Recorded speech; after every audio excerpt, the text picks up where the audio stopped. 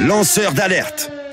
Alerte que vous lancez sur la médecine, mon cher André Berkoff. Bien écoutez, c'est très bizarre parce que j'ai appris ça et de plus en plus d'étudiants français partent suivre des études de médecine en Roumanie. Et oui, ce n'est pas, on a beaucoup parlé des médecins étrangers qui venaient exercer en France, qu'ils soient roumains, syriens ou autres, très bien.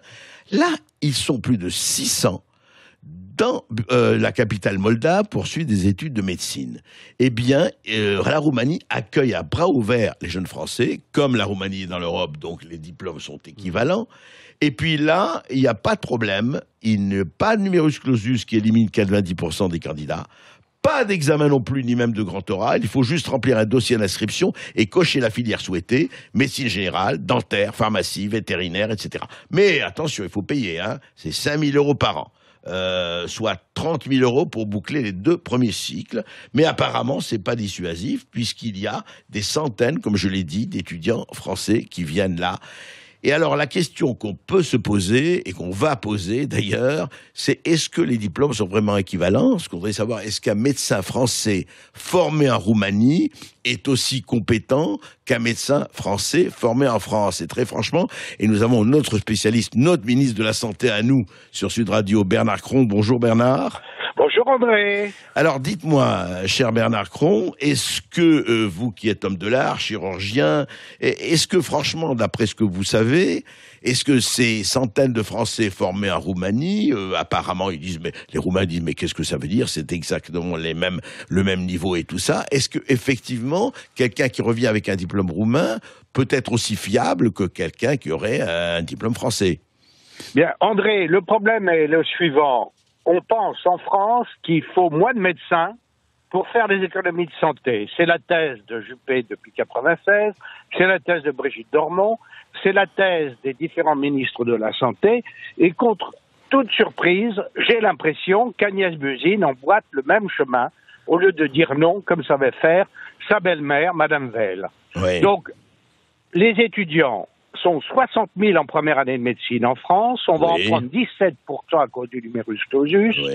Et malheureusement, avec la suppression des concours de l'externat et de l'internat, ils vont faire 10 ans d'études plus un an de spécialité après leur internat pour être formés en France. Ça fait 10 à 12 ans pour être médecin.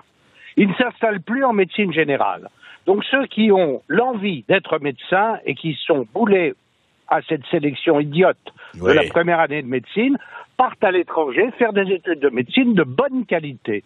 Car les études en Roumanie sont de bonne qualité. Ah, très bien. Non, je voulais justement, vous répondiez aussi à cette question, mais vous faites bien d'expliquer un peu le contexte, Bernard Cron.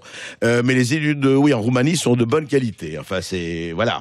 Elles sont plus que de bonne qualité. Elles sont dans le système qui était le système français avant la Révolution et avant mai 68. C'est-à-dire, on formait des médecins en faisant de l'anatomie, en faisant de la clinique, en faisant du diagnostic. Et au lieu de faire de la chimie, de la science et de former des singes savants, on forme de bons médecins. Comme Bernard, est-ce que... Oui. Non, mais est-ce que vous n'allez pas un peu vite en besogne ou fort en besogne en disant que les médecins français, donc du coup, j'ai l'impression, les jeunes sont moins bien formés en France qu'en Roumanie. Ah non, c'est pas que je dis qu'ils sont moins bien formés, c'est qu'au lieu de les former, comme à l'époque du concours de l'externat, où on formait d'excellents médecins en 7 ans, on les forme maintenant à 10 à 12 ans. Alors, ils vont être très bien formés, mais ils ne vont pas faire de médecine générale. Ils vont faire du salariat, du mi-temps, puisque maintenant les médecins sont en couple et il y a double salaire.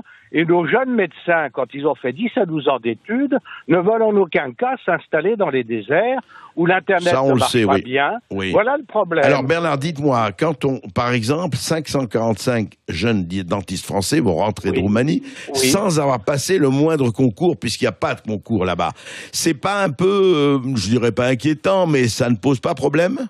Ah, ça pose problème, mais ce qui pose problème, c'est de faire un concours sélectif pour sélectionner dès le début des études de médecine des étudiants sans savoir si on aura sélectionné de bons médecins.